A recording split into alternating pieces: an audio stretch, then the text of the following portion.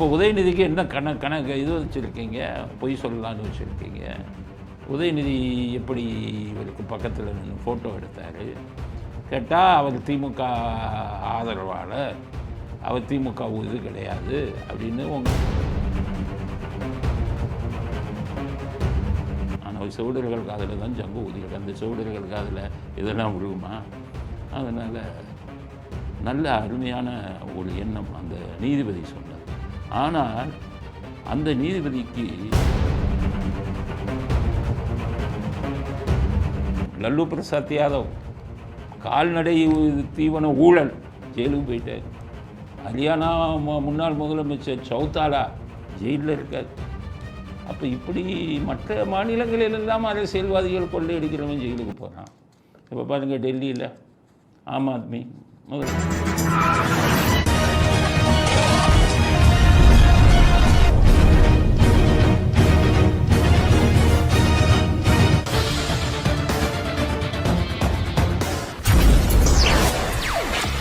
வணக்கம்.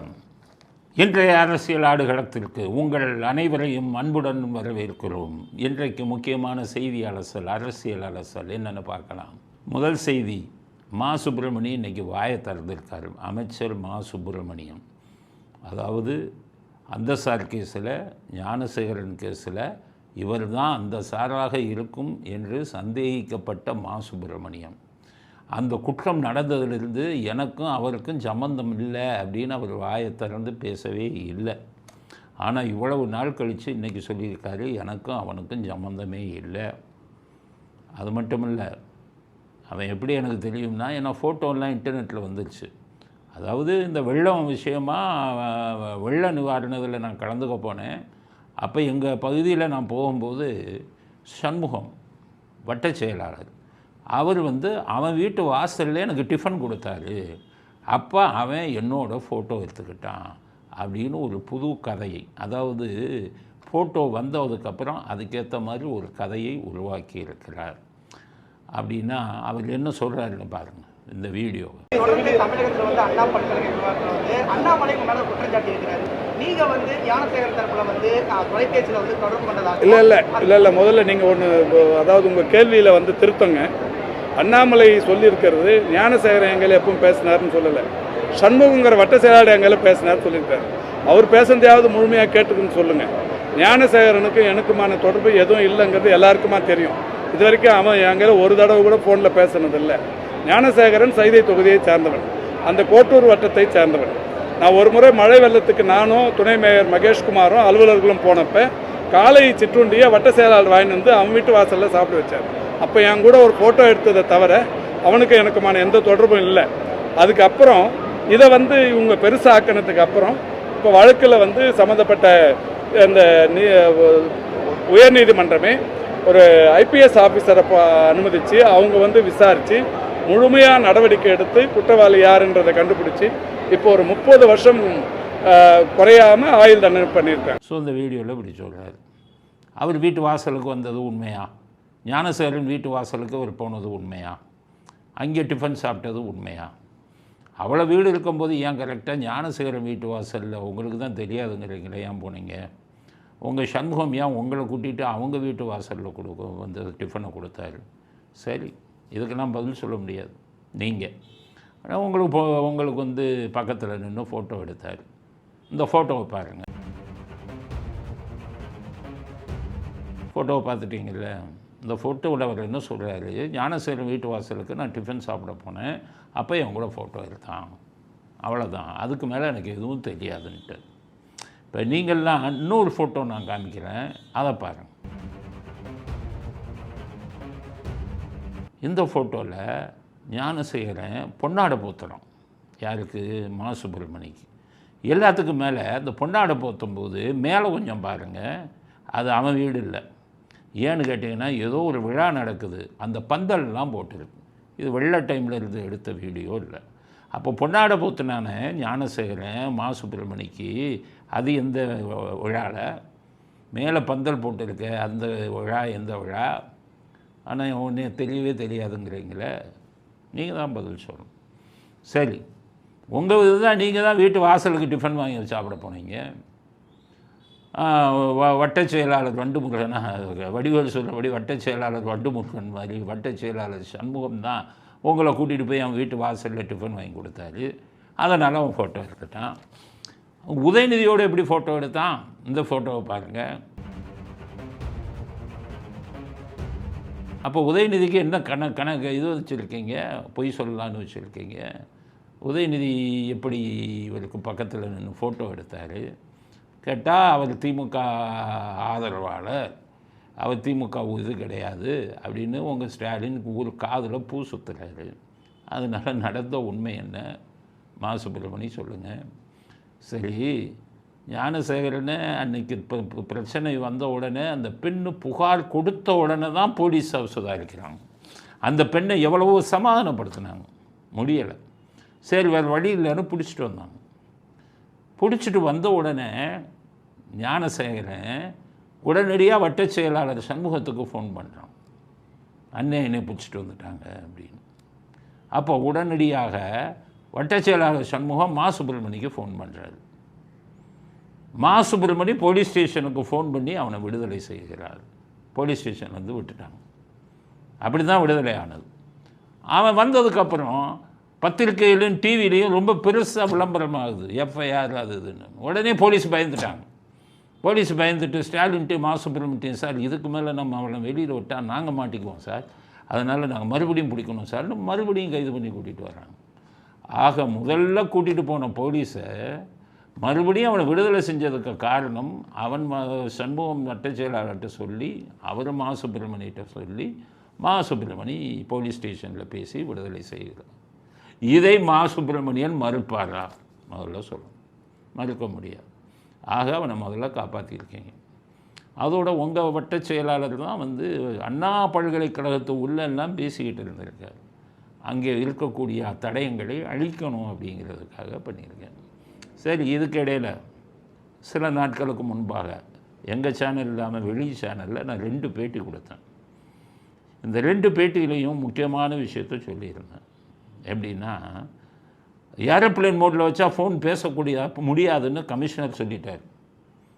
2வது 3வது நாள் யாரும் கண்டுக்க மாட்டாங்கன்னு நினச்சார். அதுக்கப்புறம் நீதிமன்றத்தில் அந்த அரசு வழக்கறிஞரும் ஏர்டெல்லில் கூட்டிகிட்டு வந்து ஏரோப்ளேன் மோடில் இருக்குதுன்னு ஜட்ஜை வந்து இது பண்ணிட்டாங்க, நம்ப வச்சான். ஜட்ஜும் சரி ஏரோப்ளேன் மோடில் இருக்குது, அந்த பொண்ணு சொல்கிறதும் பொய், ஞானசேகரன் வேற ஒரு அந்த சார்கிட்ட ஏன் இப்படி பேச முடியும் அப்படின்னு ஊரை ஏமாற்றிட்டாங்க. அதுக்கப்புறம் நான் 2 சேனலில் பேட்டி கொடுக்கும்போது ஃப்ளைட் மோடில் இருந்தால் கூட ஃபோன் பேசலாங்கிறத நிரூபித்தேன். வாட்ஸ்அப் காலில் ஒய்ஃபையை வச்சு எல்லோரும் பார்த்துருப்பீங்க. இந்த நம்முடைய ஊடகங்கள் இருக்கான எல்லாம் விலை போனவங்க. இந்த டிவி இதில் பார்த்தீங்கன்னா விவாதம் நடத்துவான், எத்தனை தலைப்புக்கு விவாதம் நடத்தலாம். நம்ம சொன்ன இந்த தலைப்புக்கு, அதாவது இந்த ஏரோப்ளேன் மோடில் இருந்தால் கூட வாட்ஸ்அப் காலில் பேசலாமா பேச முடியாதாங்கிறது ஒரு தலைப்பு எடுக்க துப்பு இருக்கா ஒருத்தனுக்காவது? எல்லாம் வெக்கம் இல்லாமல் காசை லஞ்சமாக வாங்கிக்கிட்டு ஊடகத்தின் தர்மத்தை விற்றுக்கிட்டு இருக்கீங்க. நீங்கள் எவனாச்சும் ஒருத்தன் பேசுனீங்களா? அதை பேசுகிறதுக்கு துப்பு இல்லை, முதுகெலும்பு கிடையாது. அதனால் ஊடகங்களை இனி நம்பி பிரயோஜனம் இல்லை. எது நாட்டுக்கு தேவையில்லையோ அதைத்தான் பேசிக்கிட்டு இருக்கோம். அதுக்கு அடுத்த விஷயம் அண்ணாமலை சொன்னார், அந்த கால் ஹிஸ்ட்ரியை இப்போவே சொல்லிடுறவங்க எல்லோரும். கால் ஹிஸ்ட்ரிங்கிறது நீங்கள் என்னமோ பெருசு நினைக்காதீங்க. நாங்கள் டிடெக்டிவ் கேசஸ் நிறையா நான் பண்ணும்போது மாதத்துக்கு 20-30 கால் ஹிஸ்ட்ரி எடுப்போம், ஒவ்வொரு வழக்குக்கும். அப்படி தான் எடுப்போம். எடுத்து நல்ல விஷயங்களை கண்டுபிடிச்சி குற்றவாளி யார், தப்பு பண்ணுறவன் யாருங்கிறதெல்லாம் பண்ணுவோம். 2வது, இந்த கால் ஹிஸ்ட்ரியை வச்சுக்கிட்டு நாக்கு ஒழிக்க கூட முடியாது. நான் இதாக சொல்கிறேன்னு சொல்லாதீங்க. ஏன்னா குடும்ப நிலை நீதிமன்றத்தில் பெண்கள் என்ன போடுவாங்கன்னு கேட்டிங்கன்னா, ஆணுக்கு தன்னுடைய கணவருக்கு வேறு ஒரு பெண்ணுடன் தொடர்பு இருக்கிறதுன்னு அடல்டரின்னு ஒரு இது இருக்குது. அது ஹிந்து மேரேஜ் ஆக்டில் அடல்டரி, அதில் கேஸ் போடுவாங்க. அப்போ அந்த அடல்டரி கேஸ் போடும்போது அந்த கணவன் மற்ற பெண்கள்கிட்ட பேசுனாங்கிற கால் ஹிஸ்ட்ரியை எடுத்து நாங்கள் கொண்டு போனோம்னா ஜட்ஜு என்ன சொல்லுவார், இதை வச்சுக்கிட்டு நாக்கையா வலிக்கிறது, ஏயா இவர் இந்த ஆள் ஒரு பொண்ணு நம்பருக்கு பேசியிருக்காண்டு அந்த நம்பர் போனால் அவன் குற்றவாளியா? அவன் வந்து என்ன பேசுனான்னு உங்களுக்கு தெரியுமா? இதெல்லாம் நீங்கள் கொண்டு வரலாமான்னு கேட்பாரு, நாக்க பிடுங்குற மாதிரி. அப்போ அவர் என்ன ஏர்டெல்லில் கூப்பிட்டாலும் ஏர்டெல் வந்து சொல்லுவோம், ஆமாம் இந்த நம்பர்லேருந்து அந்த நம்பருக்கு இருக்குது. அப்படின்னா எப்படி குற்றவாளின்னு சொல்கிறீங்கன்னு ஜட்ஜி ஏர்டெல் அறையை கேட்பாங்க. அவங்க என்ன பேசுனாங்கங்கிறது தெரியாமல் எப்படி முடிவுக்கு வர்றதுன்னு கேட்பார். அதனால் இந்த கால் ஹிஸ்ட்ரி பூரா எதுக்கும் உபயோகப்படாது. நீதிமன்றம் அதை எடுத்துக்க மாட்டாங்க. இதில் இன்னும் டீப் நிறைய இருக்குது. நாங்கள் பண்ணக்கூடிய விஷயங்கள்லாம் காவல்துறையே பண்ண மாட்டாங்க. எப்படின்னா லொக்கேஷன் இருக்குது. நாங்கள் என்ன பண்ணுவோம், ஒரு கணவன் மனைவி சொல்கிற குற்றச்சாட்டு இன்னொரு பெண்ணுடன் காலில் பேசியிருக்கான்னா அந்த வெறும் காலை வச்சு முடிவுக்கு வர மாட்டோம். லொக்கேஷன் இருக்குது. இந்த பொண்ணு எந்த லொக்கேஷனில் இருந்தாங்க, அந்த எந்த லொக்கேஷனில் இருந்தால், 2 பேரும் ஒரே வீட்டில் இருந்தாங்களா, ஒரே இடத்துல இருந்தாங்களா. இப்போ மெரினா பீச்சில் 2 பேரும் மீட் பண்ணாங்கன்னா லொக்கேஷன், இந்த லொக்கேஷன் அந்த லொக்கேஷன், இதை வச்சு 2 பேரும் ஒரே இடத்துல மீட் பண்ணுறாங்க, இந்த குறிப்பிட்ட நாட்களில் மீட் பண்ணுறாங்கங்கிறத வச்சு அந்த குறிப்பிட்ட நாட்களில் ரகசிய ஆளுங்களை அனுப்பி வச்சு அந்த ஆதாரங்களை எடுத்து அந்த பெண்ணிட்ட கொடுத்து கோர்ட்டில் கொடுப்போம். அப்போ தான் அவங்க ஒத்துக்குவாங்க. இந்த மாதிரி சாதாரண குடும்ப நல கோர்ட்லேயே குடும்ப நல கோர்ட்டுக்கே இத்தனை ஆதாரங்களை கேட்குறாங்க. இது கற்பழிப்பு வழக்கு, பாலியல் பலாத்காரம். இதில் சாதாரணமாக கோர்ட்டு நம்ப மாட்டாங்க. அதனால் இன்னும் 48 மணி நேரத்தில் அடுத்த ஆதாரத்தை கொடுக்குறேன்னு நீங்கள் மறுபடியும் ஏதாச்சும் கால் ஹிஸ்ட்ரியை கொடுத்தீங்கன்னா வேஸ்ட்டு. அது நீங்கள் வச்சுக்கிட்டு ஒன்றும் நாக்க கூட வலிக்க முடியாது. ஜட்ஜு சொன்ன வார்த்தையை அப்படியே சொல்கிறேன். கால் ஹிஸ்ட்ரி இனிமேல் கொடுக்காதீங்க. அவங்க பேசின உரையாடலை உங்களுக்கு அதிகாரத்தில் இருப்பதால் சிபிஐ வச்சு நீங்கள் எடுக்கணும். சில பேர் நினைக்கிறாங்க அது ரொம்ப கஷ்டம், ரொம்ப ரொம்ப ரொம்ப ஈஸி. சிபிஐ கேட்டாங்கன்னா உடனே கொடுத்துருவாங்க. போலீஸ் கேட்டாலே கொடுத்துட்றாங்கல்ல. எத்தனையோ கொலை வழக்குகளில் அதை கொண்டு போய் கொடுத்துருக்காங்கல்ல, கொடுத்து இப்போ தண்டனையை வாங்குகிறாங்க. அதனால் அண்ணாமலை உங்களுடைய அடுத்த ஆதாரம் வெறும் கால் ஹிஸ்ட்ரியாக இருக்கக்கூடாது. கால் ஹிஸ்ட்ரினா நீங்கள் விளம்பரம் தேடிக்கிறலாமே ஒழிய ஞானசேகரனுக்கு தண்டனை வாங்கி கொடுக்க முடியாது. உருப்படியாக இதை எடுங்க, இல்லைன்னா மறுபடியும் கால் ஹிஸ்ட்ரின்னு கொண்டு வராதிங்க. அந்த பெண்ணோட கால் ஹிஸ்ட்ரி எடுத்தோம், இல்லை இவங்க கால் ஹிஸ்ட்ரி எடுத்தோம், அந்த பொண்ணுகிட்ட அவங்க அடிக்கடி பேசியிருக்காங்க. மறுபடியும் நிகழ்ச்சி நடந்தோன்னு பேசியிருந்தா எதுக்காக பேசியிருக்கலாம், வாபஸ் வாங்கணும் கூட பேசியிருக்கலாம்ல. அதை வச்சு குற்றத்தை எப்படி நிரூபிக்க முடியும்? கம்ப்ளைண்ட்டை வாபஸ் வாங்குமான்னு கேட்டுருக்கலாம்ல. ஸோ எதையுமே அனுமானத்தின் அடிப்படையில் அண்ணாமலை கொண்டு வராதிங்க. நாங்கள் யார் தப்பு பண்ணாலும் இது தப்புன்னுருவோம், யார் சரியாக பண்ணால் சரின்னுருவோம். முகஸ்துதிங்கிறது எங்களுக்கு கிடையாது. மனசாட்சி தான் எங்களுடைய ஆயுதம். அதனால் உங்களுக்கு சொல்கிறேன், நீங்கள் இதை விளம்பரம் தேடணுன்னெல்லாம் நினைக்காது. ஃபைல் 1, ஃபைல் 2, ஃபைல் 3ன்னு கொடுத்தீங்களே இன்றைக்கி வர, அதுக்கான நடவடிக்கை ஏதாச்சும் நடந்ததா? டிஎம்கே ஃபைல் 1, ஃபைல் 2, ஃபைல் 3ன்னு ஒன்றுமே பண்ணலை. நீங்கள் வெறும் விளம்பரத்துக்காக ஃபைல் 1ன்னு கொடுத்துட்டு விட்டுட்டீங்க. அதே மாதிரி இந்த வழக்கு போயிடக்கூடாது. இது முக்கியமான வழக்கு. ஒரு பாதிக்கப்பட்ட பெண் அவங்களுக்கு நம்ம ஏதாச்சும் பண்ணணும். அதுவும் உங்களால் பண்ண முடிந்தால் அடுத்து நீங்கள் கொடுக்கக்கூடிய ஆதாரம் உரையாடலின் ஆதாரமாக தான் இருக்கணும். கொண்டு வாங்க உரையாடலின் ஆதாரத்தை. அதுக்கப்புறம் உங்களை ஒரு கை பார்ப்போம். நாங்கள் பதவியில் இல்லை, நாங்கள்லாம் இப்படி எடுத்து இப்படி தானே ஆதாரம் என் வழக்கில் குற்றவாளியாக கண்டுபிடிக்கணும்னு தான் எடுத்து ஆதாரத்தோடு கொடுத்தேன். போலீஸ்காரன் என்ன பண்ணிட்டான், குற்றவாளியோடையே சேர்ந்துட்டு என்ன துரத்தினான், என்ன கொலை பண்ணுறதுக்கே முயற்சி பண்ணான் அந்த குற்றவாளி, நான் காட்டி கொடுத்த குற்றவாளி. அப்போ அவன்கிட்ட அவன் எனக்கு ஃபோன் பண்ணும்போது என்ன சொன்னாடே, உன்னை கொலை பண்ணுவேன்டான்னா, நான் உன்னை கொலை பண்ணேன்னா போலீஸ் ஆர்த்திரி போலீஸ்கிட்ட தானடா சொல்லுவேன். ஆர்த்திரிங்கிறது அசோக் நகர். உன்னை கொலை பண்ண சொன்னதே ஆர்த்திரி போலீஸ் தான்டான்னு எனக்கு ஃபோன் பண்ணான். என்னை கொலை பண்ண சுற்றிக்கிட்டு இருந்தான். அப்போ ஒரு பக்கம் போலீஸ் வரட்டான். அவ்வளவு கஷ்டங்கள் அனுபவித்தேன். ஏன்னா நாங்கள் தனி மனிதனாக இருந்து செய்யும்போது இவ்வளவு பிரச்சனைகள் இருக்குது. நீங்கள் ஒரு முக்கிய அரசியல் கட்சி தலைவராக இருந்தீங்க. இப்போவும் மத்திய பாஜகவில் செல்வாக்கோடு இருக்கீங்க. உங்கள் செல்வாக்கை பயன்படுத்தி அவங்க பேசின உரையாடலை எடுத்து கொடுங்கள் அப்படிங்கிறது அண்ணாமலைக்கு மறுபடியும். அடுத்து காலிஸ்டில் கொண்டாந்துக்கிட்டு அடுத்ததை கொண்டு வந்துட்டேன்லாம் சொல்லாதீங்க. 48 மணி நேரம் தடை இதுன்னு சொன்னீங்க, மறுபடியும் காலிஸ்டியோடு வராதிங்க.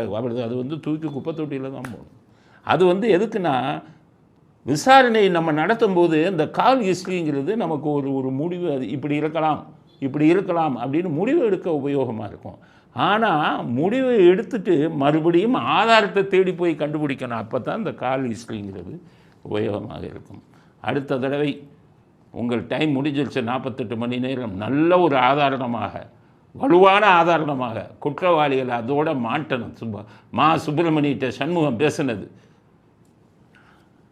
ஞானசேகரன் மாசு பேர்கிட்ட சண்முகத்திட்ட பேசுனது, ஞானசேகரன் அந்த போலீஸ் இன்ஸ்பெக்டர்கிட்ட நீங்கள் சொன்னீங்களே ஏரோப்ளேன் மோடு முடிச்சோடனே முதல் கார்டு என்ன பேசினா, இதுதான் தேவை இந்த வழக்கிற்கு. ஒரு வழக்கறிஞராக சொல்கிறேன், அண்ணாமலைக்கு நீதித்துறை இது தெரியாது உங்களுக்கு, சட்ட விஷயங்கள் கோர்ட்டில் நடக்கக்கூடிய சட்ட விஷயங்கள் உங்களுக்கு புரியாது, காலிஸ்ரீயுடைய சட்ட வேல்யூ என்னங்கிறது உங்களுக்கு தெரியாது.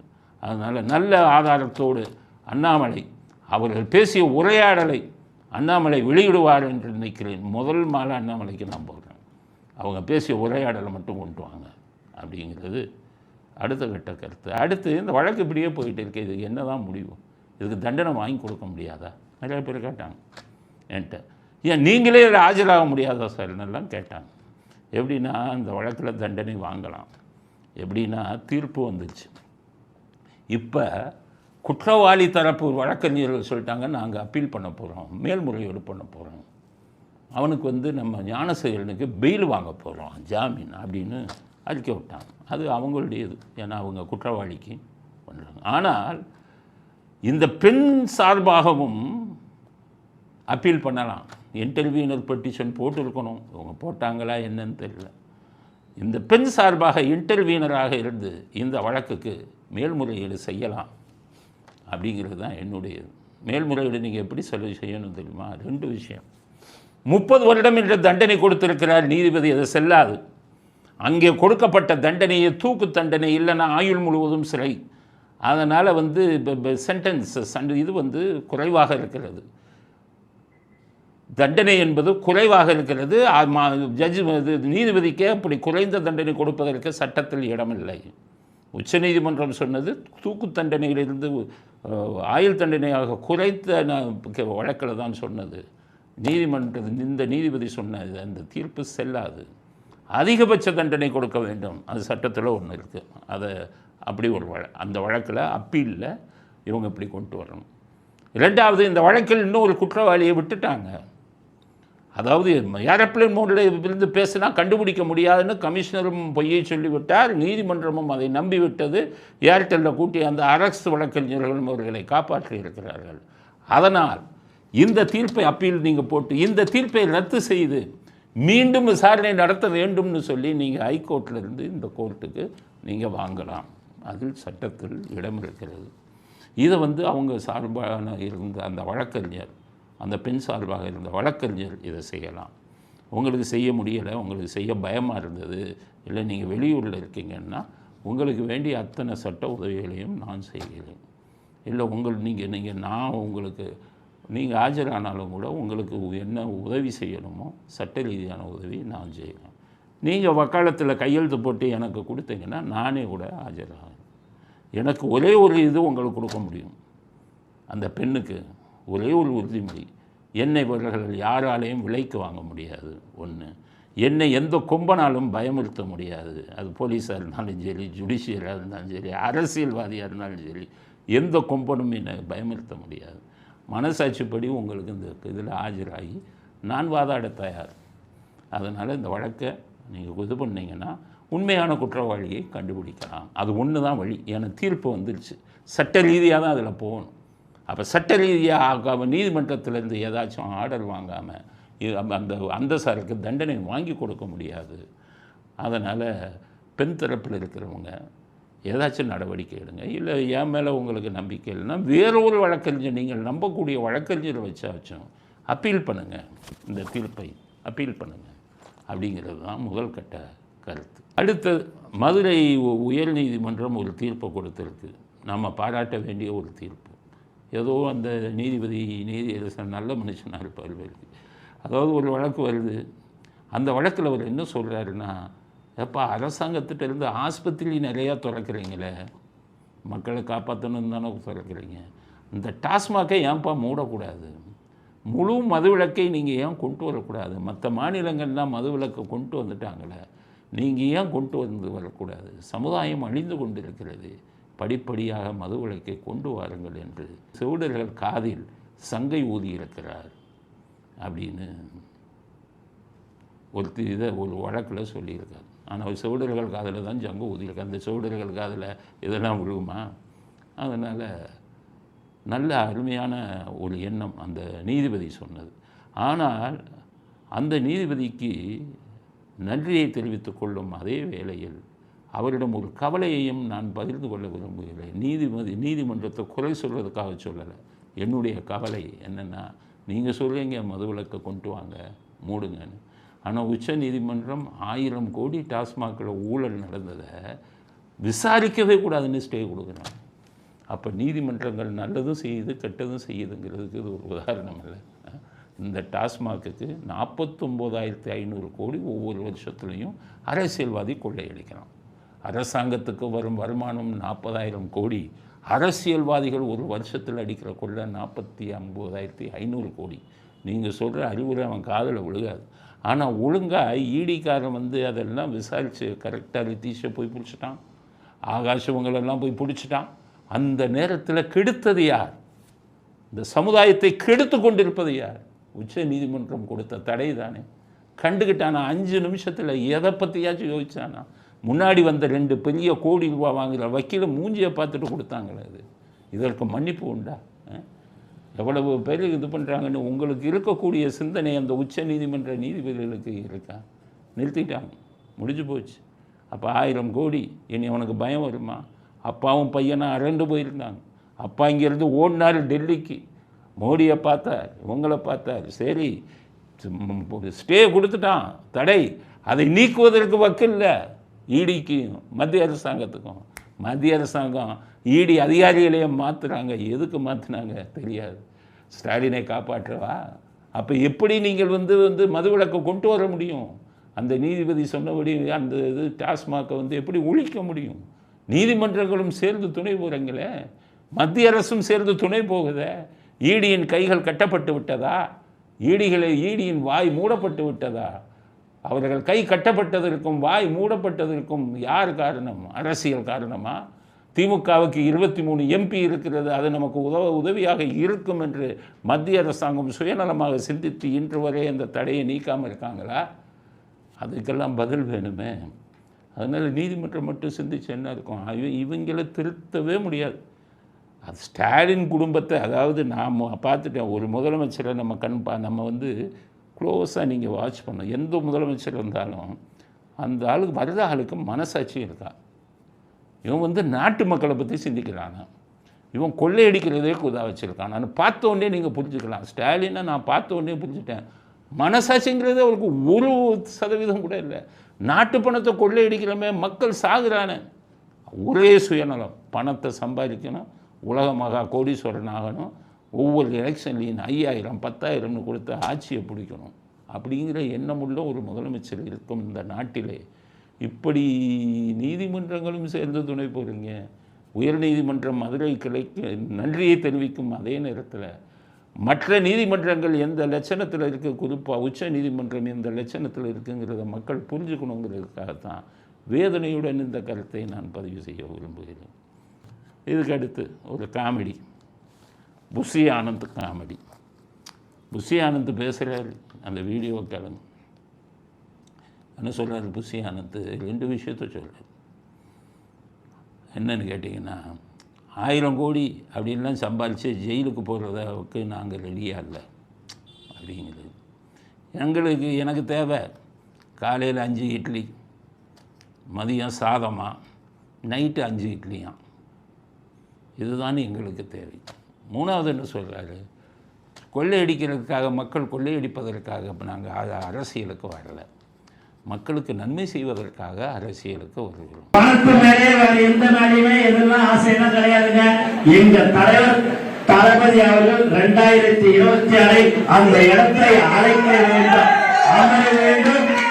அமர்ந்த பிறகு மக்களுக்கு சேவை செய்ய ஒரு எண்ணம் தாங்க. 5000 கோடி 10,000 கோடி எடுத்து வச்சு நீ ஜெயில போய் இருக்கிறதுக்கு இப்ப இருக்கிறது இன்னைக்கு ஒரு மனிதனுக்கு தேவைன்னா காலையில ஒரு 5 இட்லி, மதியானம் கொஞ்சோண்டு சாதம், நைட்டு ஒரு 5 இட்லி 6 இட்லி, அது போதுங்க. அதுக்கு உண்டானது இருந்தா நமக்கு போதும் அப்படின்னு சொல்லியிருக்கு. இதையா இன்னைக்கு பேசும் பொருளாக எடுத்துருக்கேன்னா, அரசியல்வாதிகள் பேசுகிறதுக்கும் செய்கைக்கும் சம்மந்தமே இருக்காது. இப்போ அவர் சொன்ன கருத்தில் பார்த்தீங்கன்னா, 1000 கோடி கொள்ளையடித்து விட்டு ஜெயிலுக்கு போவா அப்படிங்கிறது. நான் என்ன சொல்கிறேன், இதுவரை கோடிக்கணக்கில் ஆயிரக்கணக்கான கோடியில் கொள்ளையடித்த எந்த அரசியல்வாதியும் தமிழ்நாட்டிலேயோ இந்தியாவிலேயோ ஜெயிலுக்கு போகலை. இந்தியாவில் போயிருக்கான். லல்லு பிரசாத் யாதவ் கால்நடை தீவன ஊழல் ஜெயிலுக்கு போயிட்டார். ஹரியானா முன்னாள் முதலமைச்சர் சௌதாலா ஜெயிலில் இருக்கார். அப்போ இப்படி மற்ற மாநிலங்களிலெல்லாம் அரசியல்வாதிகள் கொள்ளையடிக்கிறவன் ஜெயிலுக்கு போகிறான். இப்போ பாருங்கள், டெல்லியில் ஆம் ஆத்மி முதலமைச்சர் அவர் மேலே இதாகி ஜெயிலுக்கு போய் பெயிலில் வந்திருக்காரு. ஆனால் தமிழ்நாட்டில் இது நடக்குதா? புஷி ஆனந்த் சொல்கிறபடி 1000 கோடி சம்பாதிச்சு நான் ஜெயிலுக்கு போவாங்கிறாரு. 1000 கோடி சம்பாதிச்சோம் தமிழ்நாட்டில் ஜெயிலுக்கு போனதே இல்லையே. 1,76,000 கோடி கொள்ளையடிச்சாங்க. கனிமொழியும் ராசாவும் ஜெயிலுக்காக போனாங்க. கோர்ட் என்ன சொன்னான்? சிபிஐ சரியாக விசாரிக்கலை, விடுதலை பண்ணிட்டான். 2 பேரும் உத்தமர்கள் மாதிரி அரசியலுக்கு வந்து 2 பேரும் எம்பி ஆகி என்ன இது வசனம் பேசுகிறாங்க பார்த்தீங்களா? உத்தமர்கள் மாதிரி. இது தமிழ்நாட்டில் சாத்தியமா? 1000 கோடி கொள்ளையடிச்சவன் எங்கே போகிறான்? அன்புமணி 5000 கோடி ஊழல் சிபிஐ 2000 எப்போ நடந்தது? 2004 2009 16 வருஷம் ஆச்சு. ஜெயிலுக்கா போனார். இதே அவர் இங்கே சர்க்காரியா கமிஷனில் கருணாநிதி மேலே எவ்வளோ பெரிய குற்றச்சாட்டு சொன்னான் சர்க்காரியா கமிஷன். ஜெயிலுக்கு போனாரா? ஜெயலலிதா அவங்கள ஜெயிலுக்கு போனாருன்னு சொல்லி ஒரு மாதம் தூக்கி உள்ளே போட்டாங்க. ஊழல் பண்ணதுக்கு ஜெயிலுக்கு கருணாநிதியும் போகல. அவ்வளோ ஊழல் பண்ணார் கருணாநிதி, போகல. இப்போ பிடிஆர் சொன்னார் 30,000 கோடி 2 வருஷத்தில். உதயநிதி சபரீசன் ஜெயிலுக்காக போனாங்க. அதுக்கப்புறம் உதயநிதிக்கு துணை முதல்வர் வந்தது, பெரிய பதவி எல்லாம் வந்தது. ஜெயிலுக்கு எங்கே போனாங்க? ஸ்டாலின் எத்தனை வீடு வச்சுருக்காரு கேட்டால் எனக்கு வீடே இல்லைன்னு எலெக்ஷன் கமிஷனில் மனசாட்சி இல்லாமல் பச்சை போய் சொல்கிறார். அப்போ செனட் ஆஃப் வீடு ரோட்டில் இருக்கிற வீடு யாருது? வேலைச்சேரியில் இருக்கிற வீடு யாருது? காரே இல்லைன்ட்டு 2 கோடியில் வராரு. இப்படி அப்போ இங்கே யார் ஜெயிலுக்கு போயிருக்கா? இப்போ ஸ்டாலின்லாம் ஜெயிலுக்கு போயிருக்கணுமே, கருணாநிதி ஜெயிலுக்கு போயிருக்கணுமே, உதயநிதி ஜெயிலுக்கு போயிருக்கணுமே, ஒரு சபரீசன் ஜெயிலுக்கு போயிருக்கணுமே, அன்புமணி ஜெயிலுக்கு போயிருக்கணுமே, ராசா அவங்க கனிமொழி எல்லாம் ஜெயிலுக்கு போயிருக்கோம். புஷியானந்த் நீங்கள் சொல்கிறபடி நாங்கள் 1000 கோடி ஊழல் பண்ணி ஜெயிலுக்கு போகிறதாங்கிறது தமிழ்நாட்டில் நடக்காது. அதனால் முதல்ல நீங்கள் சொன்னதே தமிழ்நாட்டுக்கு பொருந்தாது. அடுத்து 5 இட்லியும் அவர் சொல்கிறார். காலையில் 5 இட்லி, மதியம் சவுல் சாப்பாடு, நைட் 5 இட்லி அப்படின்னு சொல்கிறாரு. அது இவர் சாப்பிட்றத சொல்கிறாரா இல்லை விஜய் சாப்பிட்றத சொல்கிறாரான்னு தெரியல. விஜயும் 5 இட்லி தான் சாப்பிட்றாரா, மதியம் சோறு சாப்பிட்றாரா, நைட் 5 இட்லி சாப்பிட்றாரான்னு தெரியல. நம்ம புஷி ஆனந்த் சாப்பிட்றது தான் சொல்கிறாருன்னு நினைக்கிறேன். புஷி ஆனந்துக்கு அப்போ சுகரே இல்லைன்னு அர்த்தம். ஏன்னா சுகர் இருந்தால் 3 வேளையும் அரிசி சாப்பிட மாட்டாங்க. காலையில் இட்லி அரிசி, மதியம் சாதமும் அரிசி, நைட்டு 5 இட்லினா புஷி ஆனந்துக்கு சுகர் இல்லை. ஆனால் கொழுப்பு அதிகம் இருக்குதுன்னு நினைக்கிறேன், கொலஸ்ட்ரால். அதுக்கு கொள்ளுப்பயிரை அடித்து சாப்பிடுங்க புஷி ஆனந்த். உங்கள் உதாரணமே தப்பு. அதுவும் நீங்கள் யோகிகளெல்லாம் இருப்பீங்கன்னு சொல்கிறீங்களா? அரசியலுக்கு எவனாச்சும் யோகியனா இருக்க முடியுமா? அரசியல்வாதியில் இப்படித்தான் டெல்லியில் சீஃப் மினிஸ்டர் சொல்லிட்டு வந்தாங்க. ஆம் ஆத்மி சைக்கிளில் போனார் முதலமைச்சர், ஆஃபீஸிலேருந்து வீட்டுக்கு சாதாரண இதில் இருந்தார். வீட்டில் என்னாச்சு? அப்புறம் வீட்டை அலங்காரப்படுத்தினார். அரசாங்க செலவில் 1 கோடிக்கணக்கான ரூபா. கடைசி 100 கோடி மதுவுகளுக்கு மதுபான ஊழல் 100 கோடி. ஜெயிலுக்கு போயிட்டார். யோகியர்கள் மாதிரி பேசினவங்களே இதாகி போச்சு. அதனால் அரசியல் என்பது ஒரு சாக்கடை. புஷி ஆனந்த் நீங்கள் ஒரு வியாபாரி. நீங்கள் பாண்டிச்சேரியில் ரியல் எஸ்டேட் பிஸ்னஸும் சாராய பிஸ்னஸும் பண்ணி கொண்டிருக்கும் ஒரு வியாபாரி. நீங்கள் அரசியலுக்கு வந்துட்டால் நேர்மையாக இருப்பீங்க அப்படிங்கிறதெல்லாம் ஏற்றுக்கொள்ள முடியாது. ஒருவேளை விஜய் இந்த வார்த்தையை சொல்லியிருந்தால் ஓரளவு சரி புதுசாக வர்றாங்க அப்படின்னு நினைக்கலாம். நான் விஜய் நேர்மையாக இருப்பாருங்கிறதுக்கெல்லாம் வாய்ப்பே கிடையாது. ஏன்னா இன்றைக்கி இருக்கிற அரசியல் அப்படி. அதனால் எங்கே வந்தாலும் யார் வந்தாலும் ஒரு எலெக்ஷனுக்கு 2000 கோடி செலவு பண்ணணும், 2000 கோடி செலவு பண்ணணும். அப்போ லஞ்சமாகாமல் எப்படி ஆகும்? அதனால் புஷி ஆனந்த் சொன்னது வெறும் காமெடி தான். ஏட்டு சுரக்காய் கறிக்கு உதவாதுங்கிற மாதிரி புஷி ஆனந்த் போன்ற அரசியல்வாதிகள், அதுவும் இன்றைக்கு தமிழ்நாடு அரசியல் இருக்கும் நிலையில் யாரும் நேர்மையாக இருக்க முடியாது அப்படிங்கிறது தான் என்னுடைய கருத்து. அடுத்தது நேஷ்னல் பாலிட்டிக்ஸ், சர்வதேச அரசியல். இன்றைக்கி பாகிஸ்தான் ரொம்ப கெஞ்சி இந்தியாவுக்கு 4 கடிதம் எழுதியிருக்காங்க. ஏற்கனவே 3 கடிதம். எப்பா சிந்து நதியில் தண்ணியை திறந்து விடுங்கப்பா, 22 கோடி மக்கள் சாத்துருவாங்கப்பா அப்படின்னு கெஞ்சியிருக்கான். உடனே இந்தியா வந்து பதில் சொல்ல, ஏன்னா கொஞ்சம் வந்து பண்ணால் தானே, அப்போ தான் பயப்படுவாங்க, பதில் சொல்ல. இதுக்கிடையில் சைனாக்காரன் என்ன குதிக்கிறான், இந்தியாவை பார்த்து அந்த சீனாவில் ஒரு அதிகாரி பேசியிருக்காரு, நீ சிந்து நதியை நிறுத்தினா நான் பிரம்மபுத்திரா நதியை நிறுத்திடுவேன், நீ காலிங்கிறான். ரொம்ப பேர் பயந்துட்டாங்க, ஐயோ பிரம்மபுத்திராவை நிறுத்திடுவாங்களா, பிரம்மபுத்திரா காலியானா இந்தியாவில் என்ன ஆகும். இது சைனாக்காரனுக்கு எங்கே புத்தி இருக்கும், அவனுக்கு அறிவுங்கிறதே கிடையாது. அவன் வந்து எப்படின்னு கேட்டிங்கன்னா, உலகம் பூரா வர்த்தகத்தை பெருசாக்கி நம்ம பெரிய ஆளாக வரணும் அப்படிங்கிறது ஒரு எண்ணத்தை தவிர சீனாக்கான்ட்ட நியாயம் நேர்மை தர்மம் எல்லாம் இருக்காது. எல்லை பிரச்சனையில் பார்த்தீங்கன்னா நம்ம எல்லையிலெல்லாம் நிறையா புகுந்துட்டான் சீனாக்காரன். பிரம்மபுத்திராவை எப்படி கொண்டு வர முடியும்னா, பிரம்மபுத்திராவோட பூகோள அமைப்பு எப்படி இருக்குன்னா, பிரம்மபுத்திரா நதியில் 30% மட்டும்தான் சீனாவில் இருந்து வருது. 70% பிரம்மபுத்திரா நதி வந்து மழையினால் இந்தியாவிலிருந்து தான், இந்திய பகுதியிலிருந்து தான் அது உற்பத்தி ஆகுது. வேணுன்னா நம்ம 30% நிறுத்திடலாம். நம்ம அந்த 30% கடலில் போய் கிடக்குதுன்னு வச்சுக்கோங்க. அதனால் 70% இந்தியாவில் தான் இருக்கும். சீனாக்காரர்கள் நினைத்தால் பிரம்மபுத்திராவையும் அசைக்க முடியாது, நம்ம நாட்டையும் அசைக்க முடியாது. ஆனால் அதில் ஒன்று புரிஞ்சுக்கணும், எவ்வளவு பிரச்சனை பாருங்கள். இப்போ தான் பாகிஸ்தானை சரி பண்ணாங்க, அடித்தாங்க, சரியாக. ஏற்கனவே இங்கிலாந்தை தூண்டி விட்டான் சீனா, இங்கிலாந்து இலங்கையை தூண்டி விட்டான் சீனா. இலங்கையில் போய் துறைமுகத்தை கட்டினான். அப்போ ஒரு பிரதமராக இருக்கிறதுல எவ்வளவு பிரச்சனைகளை சந்திக்கணும் பாருங்கள். உடனே அவங்களுக்கு பொருளாதாரம் பாதித்த உடனே நிறைய உதவியெல்லாம் செஞ்சு இப்போ இலங்கை மனசாட்சிக்கு பயந்துட்டான், இந்தியாவில் உதவி செஞ்சுட்டாங்க. ஸோ இலங்கை சரி செய்யப்பட்டு விட்டது. இலங்கை பாகிஸ்தானை உதைச்சி சரி பண்ணியாச்சு.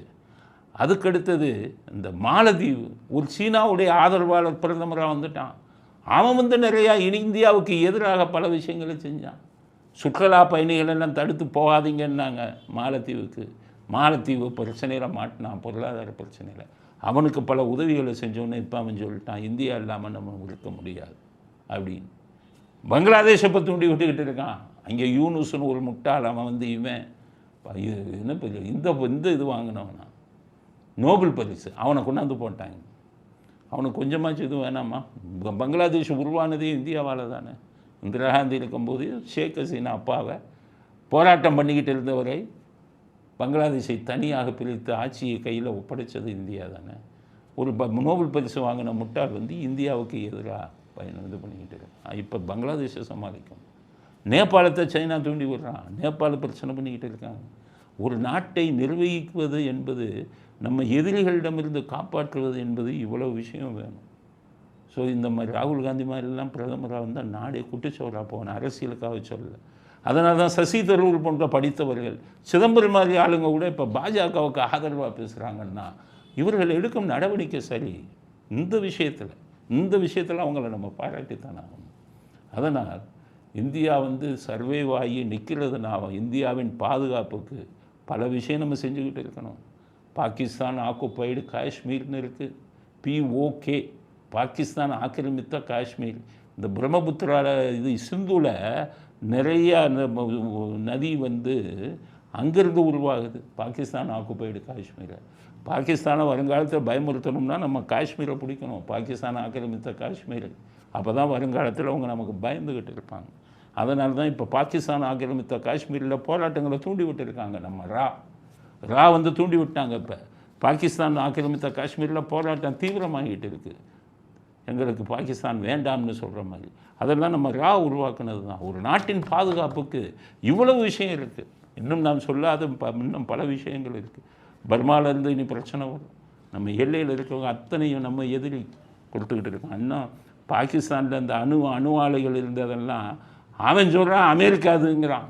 அமெரிக்கா போய் அணு ஆலையை பாகிஸ்தானில் வைக்கிறான். அப்போ அவனை நம்ப முடியுதா? அப்போ இப்படி எதிரிகள் உருவாவார்கள். அதற்கெல்லாம் ஒரு திறமையான உபவர் தான் தேவை நாட்டுக்கு. நம்மெல்லாம் நினைக்கிறோமே தமிழ்நாடை தனியாக பிரிஞ்சால் நீ சர்வைவ் ஆகணுமே. சின்ன குஞ்சுகள் இருக்க பருந்து அடித்து தூக்கிட்டு போயிடும். பெரிய பறவைகள் தான் வந்து இது பண்ண முடியும். அது மாதிரி தான் பெரிய நாடுகள் தான் இனிமேல் வந்து சர்வைவ் ஆக முடியும் உலகத்தில். அதனால் பாதுகாப்பு விஷயத்தில் இவ்வளோ விஷயம் நடந்துக்கிட்டு இருக்குது. பிரம்மபுத்திரா வச்சு பயமுறுத்துகிறான், ஒன்றும் கிழிக்க முடியாது இப்போ சீனாவால். அதனால் பிரம்மபுத்திராவால் அவங்க தடுத்து நிறுத்த முடியாது. சிந்துவை கொஞ்ச நாளைக்கு தடுத்து நிறுத்தி பாகிஸ்தானை அடக்கி கொண்டு வர வேண்டும். அதுதான் இந்தியாவின் முதல் இலக்காக இருக்க வேண்டும். இவ்வளோ நடக்குது, ஏன் ஒத்துக்கல?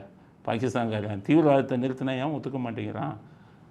அங்கே ஆர்மி இராணுவம் தான் தீவிரவாதத்தை தூண்டி விடுறான். அதனால் அவனால் ஒன்றும் பண்ண முடியல. அதனால தான் இந்த பிரச்சனை, தீவிரவாத பிரச்சனை இன்னும் தொடர்ந்து கொண்டிருக்கிறது. இப்போ பிரம்மபுத்திராவை யாராலும் தடுத்து நிறுத்த முடியாது. யாரும் இந்தியர்கள் யாரும் பயம் கொள்ள வேண்டிய அவசியமில்லை என்ற கருத்தையும் இறுதி கருத்தாக பதிவு செய்கிறோம். இத்துடன் இன்றைய அரசியல் ஆடுகளம் நிறைவு பெறுகிறது. மீண்டும் நாளை புதிய செய்திகளுடன் உங்களை சந்திக்கிறோம். நன்றி, வணக்கம், ஜெய்.